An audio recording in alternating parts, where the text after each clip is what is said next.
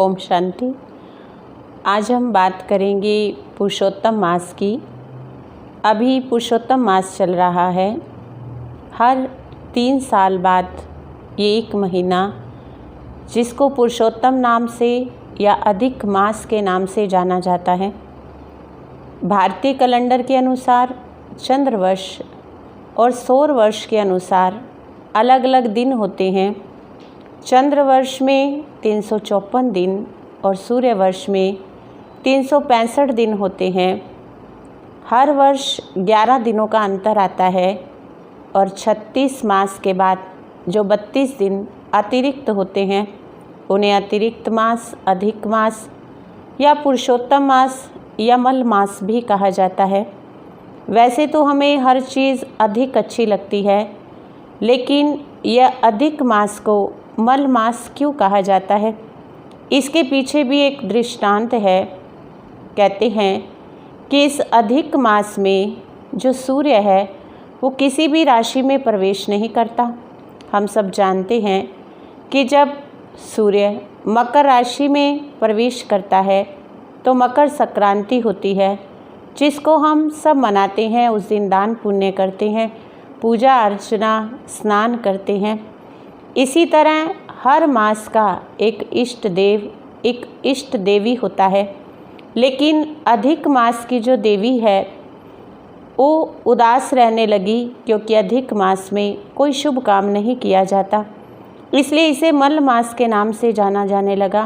कहते हैं कि एक दिन अधिक मास की देवी उदास होकर विष्णु जी के पास गई और जाकर अपनी व्यथा सुनाई कि मैं अतिरिक्त हूँ, इसलिए मेरा मान नहीं है, मुझे हटा दिया जाए, इस मास को कम कर दिया जाए, किसी तरह भी मेरा हल निकाला जाए।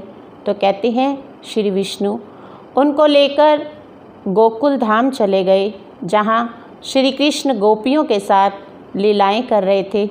जब श्री कृष्ण ने उस इष्ट देवी की सारी व्यथा सुनी तो उन्होंने बड़े ही भाव से, श्रद्धा से उस इष्ट देवी को कहा कि आज से तू मेरी जो है अर्धांगिनी है, मैं तेरा स्वामी हूँ, इसलिए जो मेरे अंदर शक्तियाँ हैं वो तेरे अंदर होंगी, और आज से तुझे मल मास के नाम से नहीं बल्कि मेरे ही नाम से पुरुषोत्तम मास से जाना जाएगा। और उस दिन के बाद इस मास में सबसे ज़्यादा यज्ञ, तप, दान, भागवत, विष्णु पुराण, बहुत सारे पुण्य काम होते हैं।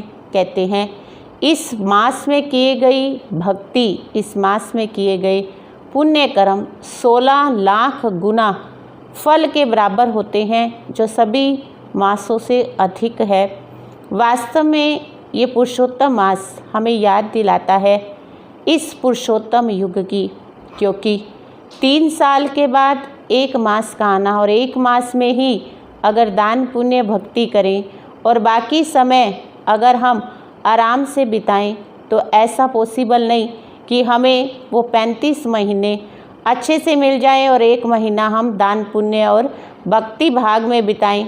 जैसे ये हो गया कि 12 महीने में एक महीना तो खाना खा लो और 11 महीना बिगर खाने के कैसे चलेगा।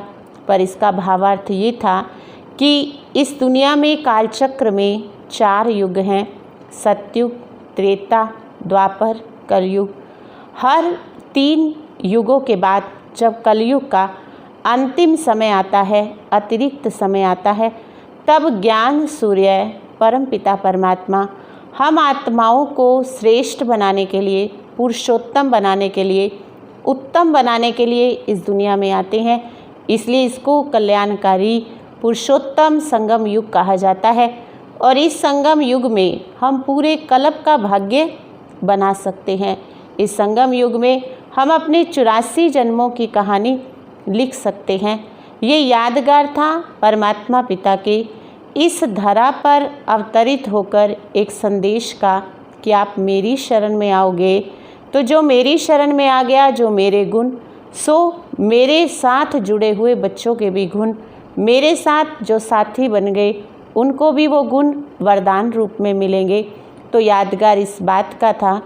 इसीलिए इस पुरुषोत्तम मास की इतनी महिमा है। वास्तव में ये पुरुषोत्तम संगम युग का गायन है, जो परमात्मा पिता के इस धरा पर अवतरित होकर आत्माओं का परमात्मा से मंगल मिलन होता है, उसका यादगार है।